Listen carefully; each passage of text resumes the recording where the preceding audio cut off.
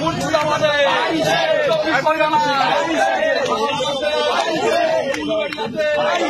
মুর্শিদাবাদে বর্ধমানে দার্জিলিংয়ে কুচবিহারে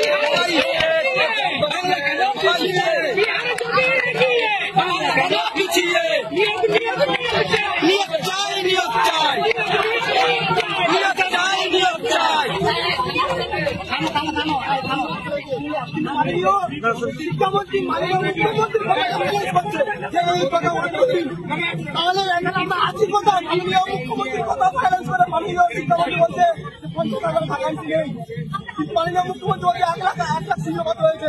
আমরা তাই 1 লাখ নয় 50,000 শূন্যপদ নিয়োগ দিতে হবে। আমাদের অবিলম্বে 50,000 শূন্যপদে নিয়োগ দিতে হবে। আমাদের বলেছিলেন ওবিসি আমাদের নিয়োগের সংখ্যা দেওয়া হবে। ওবিসি সমস্যা সমাধান হয়ে গেছে। ওদের বায়না নেই। আমাদের সমাধান হয়ে গেছে।